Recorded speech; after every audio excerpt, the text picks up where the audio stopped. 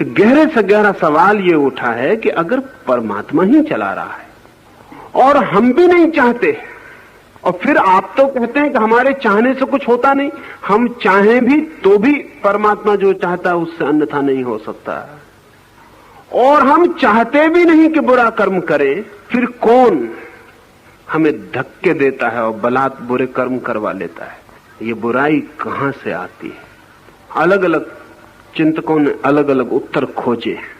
जो बहुत गहरे नहीं गए उन्होंने कहा शैतान है, वो करवा लेता है। उत्तर खोजना जरूरी था, लेकिन कोई बहुत गहरा उत्तर नहीं। वो कहते हैं डेविल है, एक पापात्मा है, वो सब करवा लेती। लेकिन ये उत्तर बहुत गहरा नहीं है, क्योंकि अर्जुन को अगर ये उत्तर दिया जाए तो अर्जुन कहेगा वो परमात्मा उस पापात्मा पर कुछ नहीं कर पाता, वो परमात्मा उस शैतान को कुछ नहीं कर पाता।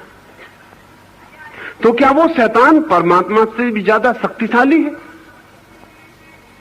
और अगर शैतान परमात्मा से ज्यादा शक्तिशाली तो मुझे परमात्मा के चक्कर में क्यों उलझाते हो? मैं शैतान को ही नमस्कार करूं।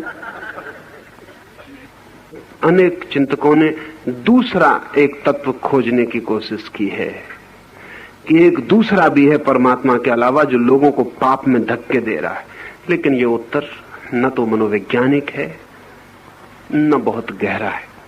इसे तो केवल वे ही राजी हो सकते हैं जो किसी भी चीज के लिए राजी हो सकते हैं। इस उत्तर से और कोई राजी नहीं हो सकता, इसलिए कृष्ण ऐसा उत्तर नहीं देते।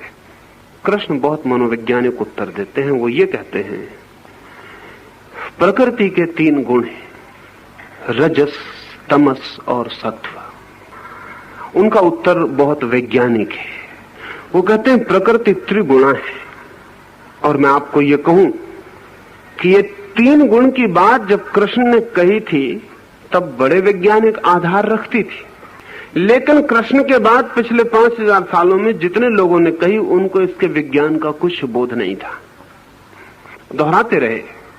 लेकिन अभी पश्चिम में पिछले 20 साल में विज्ञान ने फिर कहा कि प्रकृति त्रिगुणा है। जिस दिन हम आधुनिक सदी में परमाणु का विश्लेषण कर सके, परमाणु को तोड़ सके, उस दिन बड़ी चकित होकर हमें पता चला कि परमाणु 3 हिस्सों में टूट जाता है, इलेक्ट्रॉन, न्यूट्रॉन और पॉजिट्रॉन में टूट जाता है। और वैज्ञानिक कहते हैं कि इन 3 के बिना परमाणु नहीं बन सकता, और इन 3 के जो गुणधर्म हैं वे ही गुणधर्म हैं जो सत्व, रज और तम के।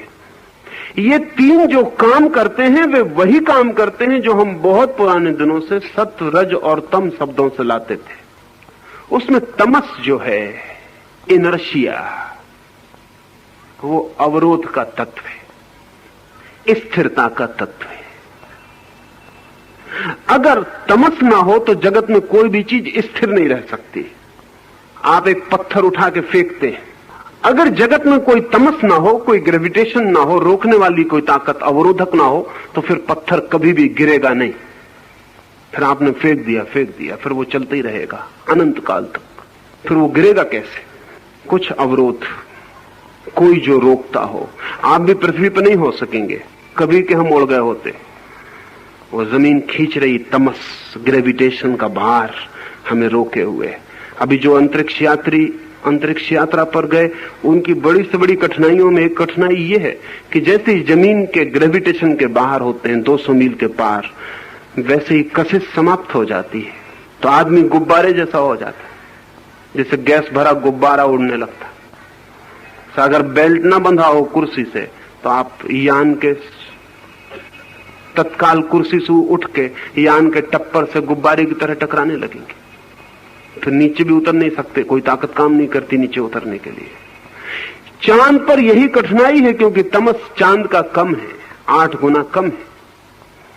इसलिए चांद पर अगर हम मकान बनाएंगे तो चोर 8 गुना ऊंची छलांग लगा सकता है।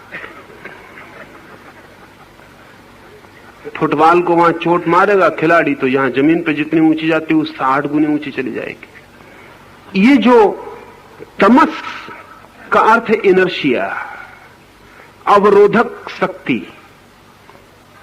अब बड़े मजे की बात है, अगर अवरोधक शक्ति न हो तो गति भी असंभव है।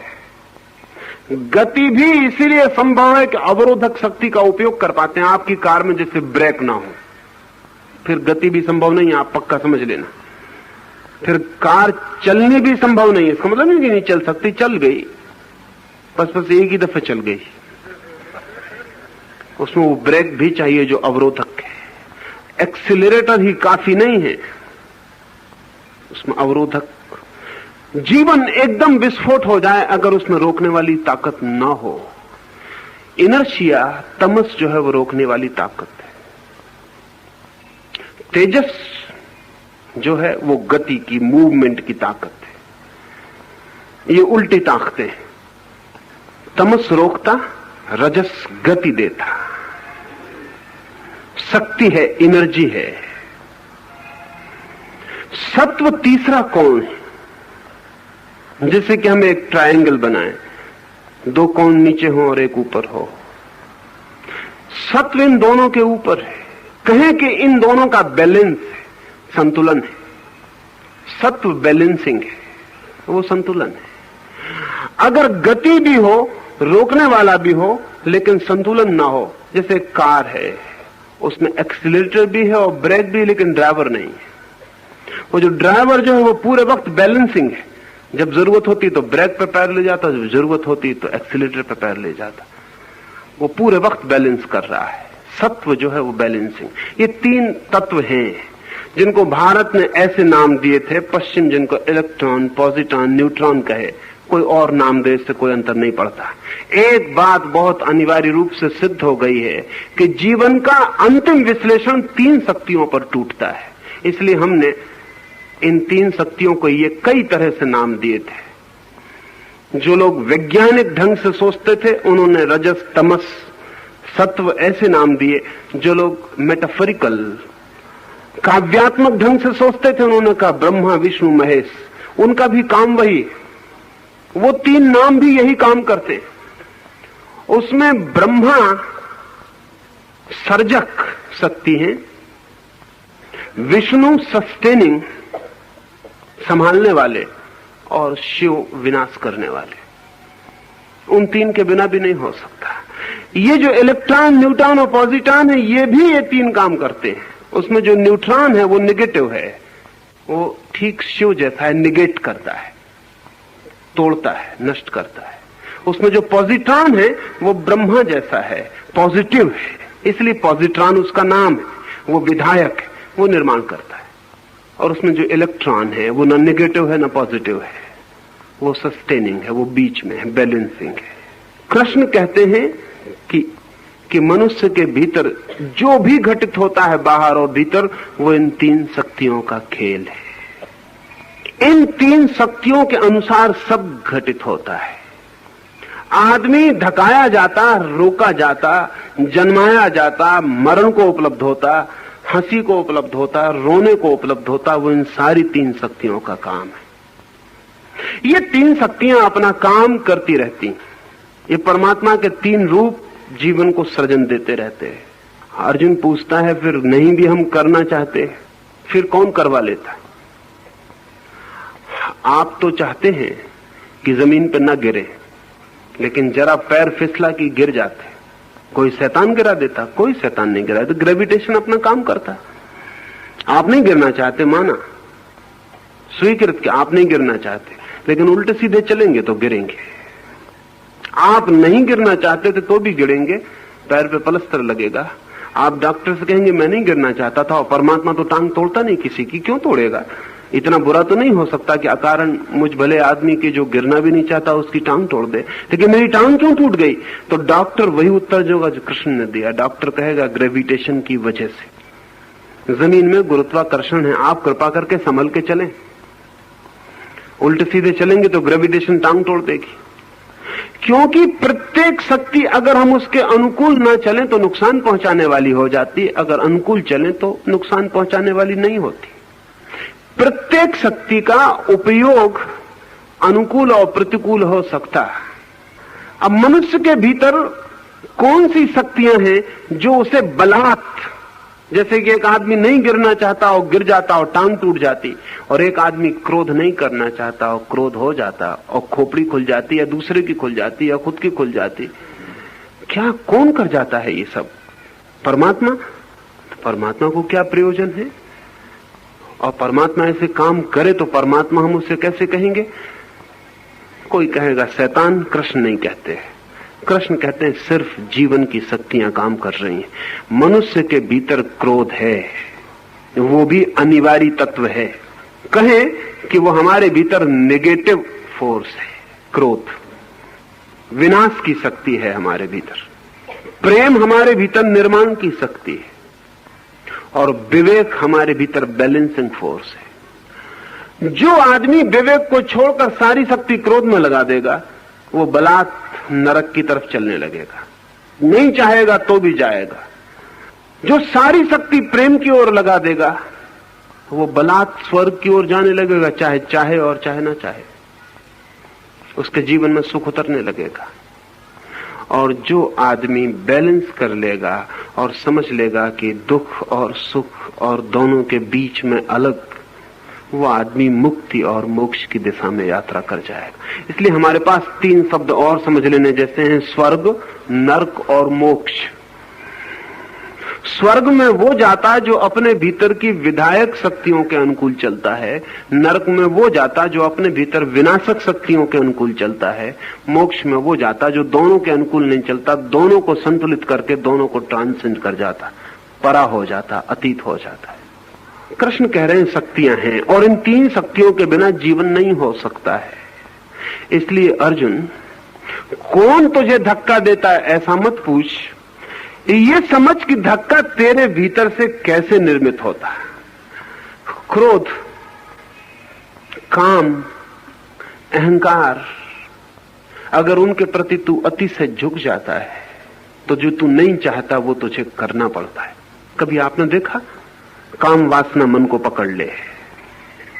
कहना ठीक नहीं है कि काम वासना मन को पकड़ ले, कहना यही ठीक होगा कि जब आप काम वासना को मन को पकड़ लेने देते हैं, आप जब पकड़ लेने देते हैं, और ध्यान रहे काम वासना आपके बिना पकड़ाए आपको नहीं पकड़ती है।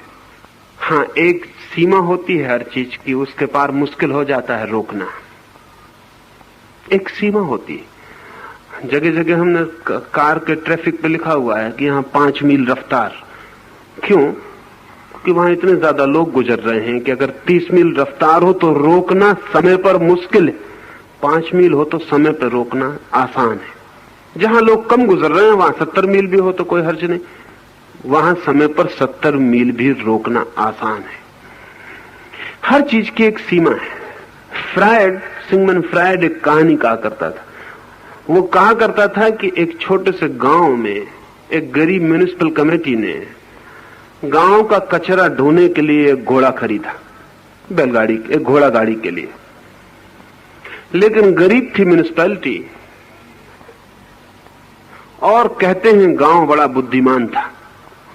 बुद्धिमान था ऐसा कहें, या लोगों में ऐसी मजाक प्रचलित थी कि गांव बहुत बुद्धिमान है। गांव को ऐसा ख्याल था कि बहुत बुद्धिमान है, हालांकि वो जो भी करता था वो बुद्धिहीनता के काम होते थे। म्युनिसिपल ने एक घोड़ा खरीदा, लेकिन घोड़े को घास, दाना, पानी इतना महंगा पड़ने लगा कि म्युनिसिपल के बजट पर भारी हुआ। गरीब छोटी सी म्युनिसिपल थी।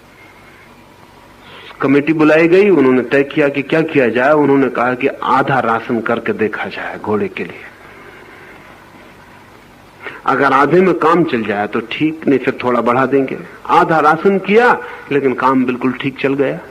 घोड़ा आधे राशन पे भी जिंदा रहा। तब तो उन्होंने कहा कि हम पागल हैं जो इसको इतना दें, और आधा करके देखें। उन्होंने और आधा किया, घोड़ा फिर भी जिंदा रहा और फिर भी काम करता रहा। उन्होंने कहा हम बिल्कुल पागल हैं, इसे और आधा करें। और भी आधा कर दिया। घोड़ा मुश्किल में रहा, लेकिन फिर भी किसी तरह काम करता रहा। म्युनिसिपल कमेटी ने कहा हम बिल्कुल नासमझी कर रहे हैं, अब राशन बिल्कुल बंद कर दें। राशन बिल्कुल बंद कर दिया। जो होना था वही हुआ, घोड़ा मर गया। एक सीमा थी जहां तक घोड़ा कम राशन पर भी काम किया, फिर एक सीमा आई जहां से काम नहीं कर सका। हमारी प्रत्येक वृत्ति की सीमाएं हैं, जहां तक हम उन्हें रोक सकते हैं और जहां से फिर हम उन्हें नहीं रोक सकते। एक विचार मेरे मन में उठा, शब्द बना मेरे भीतर। अभी मैं आपको न कहूं तो रोक सकता हूं। फिर मेरे मुंह से शब्द निकल गया, अब इस शब्द को वापस नहीं ला सकता। एक सीमा थी, एक जगह थी, मेरे भीतर विचार भी था, शब्द भी था, ओंठ पर भी आ गया, फिर भी मैं रोक सकता हूं। फिर एक सीमा के बाहर बात हो गई, मैंने आपसे बोल दिया, अब मैं इसे वापस नहीं लौटा सकता। अब कोई उपाय इसे वापस लौटाने का नहीं है। एक जगह थी जहां से वापस लौट जाता। क्रोध एक जगह है जहां से वापस लौट सकता है, लेकिन जब उस जगह के बाहर निकल जाता है उसके बाद वापस नहीं लौटता। काम एक जगह है जहां से वापस लौट सकता है, जब उसके आगे चला जाता है तो फिर वापस नहीं लौट सकता। और ध्यान रहे, बड़े मजे की बात यह है कि उस सीमा तक जहां तक काम वापस लौट सकता है उस समय तक आप उसको सहयोग देते हैं, और जब वो वापस नहीं लौटता तब आप चिल्लाते हैं कि कौन मुझे धकाया जा रहा है, परवश कौन मुझे बलात् काम करवा रहा है। इसे ठीक से भीतर समझेंगे तो ख्याल में आ जाएगा। एक जगह है जहां तक हर वृत्ति आपके हाथ में होती है, लेकिन जब आप उसे इतना उकसाते हैं कि आपका पूरा शरीर और पूरा यंत्र उसको पकड़ लेता है, फिर आपकी बुद्धि के बाहर हो जाती। फिर आप कहते हैं कि नहीं नहीं, और फिर भी घटना घट के रहती है। तब आप कहते हैं कौन बलात् करवाए चले जाता है, जबकि हम नहीं करते हैं, कोई नहीं करवाता। शक्तियां करती हैं, लेकिन करवाने का अंतिम निर्णय गहरे में आपका ही कोऑपरेशन है, आपका ही सहयोग है। कृष्ण इतना ही कह रहे हैं कि कोई बैठा नहीं है पार तुम्हें क्रोध में, काम में, युद्ध में, लड़ाई झगड़े में ले जाने को। प्रकृति के नियम हैं, अगर उन नियमों को तुम समझ लेते हो और समता को, संतुलन को उपलब्ध होते हो, अनासक्ति को, साक्षी भाव को उपलब्ध होते हो, विवेक को, श्रद्धा को उपलब्ध होते हो, तो फिर तुम्हें कोई फिक्र करने की जरूरत नहीं। फिर जो भी होगा परमात्मा पर। लेकिन जब तक तुम ऐसी समता को और अनासक्ति को उपलब्ध नहीं होते, भीतर तुम आसक्ति को पालते चले जाते हो, बारूद में चिंगारी डालते चले जाते हो। फिर जब आग भड़क के मकान को पकड़ लेती तब तुम कहते हो मैं तो चाहता नहीं था कि आग लगे, लेकिन ये आग लग गई है। बारूद का नियम है, धर्म है, वो आग लगा देगी। तुमने चिंगारी फेंकी, चिंगारी का धर्म है कि वो आग पकड़ा देगी। और जब बारूद भड़क उठेगी तब तुम छाती पीटोगे और चिल्लाओगे कि ये तो मैं नहीं चाहता था। कभी आपने देखा एक आदमी हत्या कर देता है। दोस्तोयेवस्की का एक बहुत कीमती उपन्यास है क्राइम एंड पनिशमेंट। उसमें रस्कोल्निकोव नाम का एक पात्र, वो रोज अपने सामने उसके मकान मालकिन जो है, उसकी मकान की बुढ़िया जो मालकिन है, वो कोई 70 साल की बूढ़ी औरत, वो गिरवी रखने का काम करती है और लोगों से खींच के ब्याज चूसती है। मरने के करीब है, लेकिन रत्ती भर दया नहीं करती। कोई नहीं है उसका, बहुत धन है। वो रास्कोल्निकोव एक विद्यार्थी है, वो देखता रहता अपनी खिड़की से। गरीब आदमी गिड़गिड़ाते हैं, रोते हैं, चिल्लाते हैं, लेकिन कुछ भी नहीं। उनके कपड़े भी उतरवा लिए जाते हैं। कोई दया नहीं, कोई ममता नहीं। कई बार उसके मन में होता है इस बुढ़िया को कोई मार क्यों नहीं डालता, इसके होने की कोई जरूरत ही क्या है।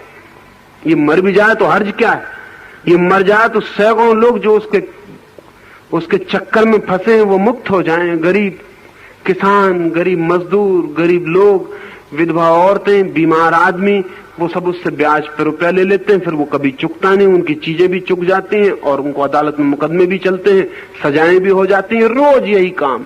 वो कई बार सोचता है कोई इसकी गर्दन क्यों नहीं दबा देता, और बहुत बार उसके हाथ खुद भिज जाते हैं कि गर्दन दबा दूं।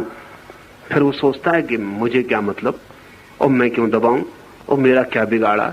फिर वो बात भूल जाता है। फिर ऐसे वर्षों चलता रहा। फिर एक दिन उसे भी फीस भरनी है और घर से पैसे नहीं आए, तो अपनी घड़ी रखने उस बुढ़िया के पास गया। सांझ का वक्त है, उसने घड़ी बुढ़िया को दी।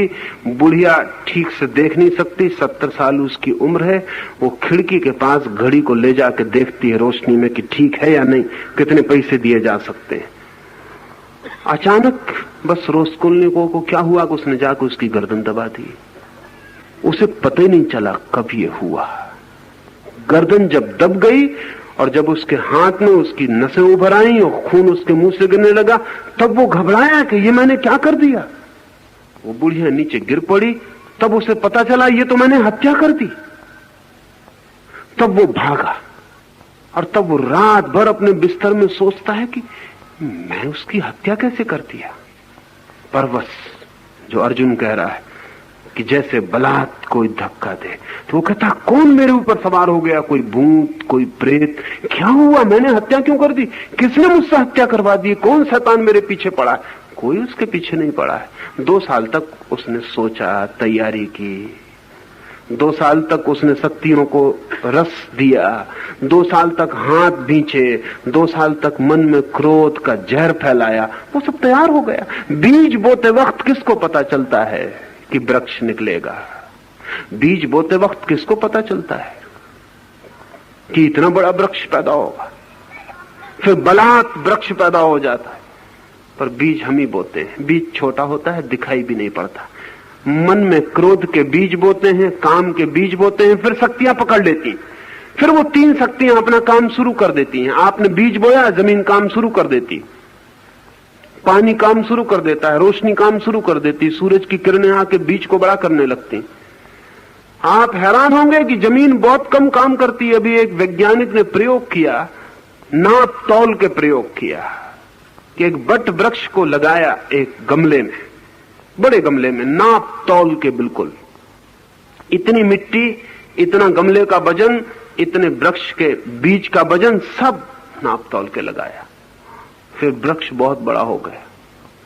फिर उसने वृक्ष पूरा का पूरा निकाल लिया और फिर नापा, तो जितना कोई 200 सेर का गमला उसने रखा था, उसमें केवल 4 सेर की कमी हुई, 4 सेर कुल। और वृक्ष को नापा, तोला, तो वो तो कोई 280 सेर निकला वृक्ष, और कुल 4 सेर की कमी हुई मिट्टी में। और उस वैज्ञानिक का ख्याल है कि वो 4 सेर भी वृक्ष ने नहीं लिए, वो भी हवा भी आती है, तूफान भी आता है, मिट्टी उड़ भी जाती है, पानी में बह भी जाती। 4 सेर, इतना बड़ा वृक्ष कहां से आ गया? सूरज भी दे रहा है, हवाएं भी दे रही हैं, पानी भी दे रहा है, जमीन भी दे रही है, चारों तरफ से पूरा कास्मास उसको दे रहा है। एक छोटे से बीज को आपने बो दिया, फिर सारी दुनिया की ताकत उसको दे रही और वो बड़ा हो रहा है। आपने इधर क्रोध का बीज बोया, सारी दुनिया से क्रोध को साथ देने वाली ताकतें, तमस की, इनर्शिया की ताकतें आपकी तरफ बहनी शुरू हो जाएंगी। आपने प्रेम बोया, सारी तरफ से दुनिया से शुभ शक्तियां आपकी तरफ बहनी शुरू हो जाएंगी। आपने साक्षी भाव निर्मित किया, दुनिया की सारी ताकतें आपके लिए बैलेंस में हो जाएंगी। कोई आपकी तरफ नहीं बहेगा, कोई आपके बाहर नहीं बहेगा, सब चीजें सम हो जाएंगी, ठहर जाएंगी। तो कृष्ण कहते हैं न तो कोई शैतान, न कोई परमात्मा, ये 3 शक्तियां हैं अर्जुन। और तू जिसका बीज बो देता है अपने भीतर, वही शक्ति सक्रिय होकर काम करने लगती है।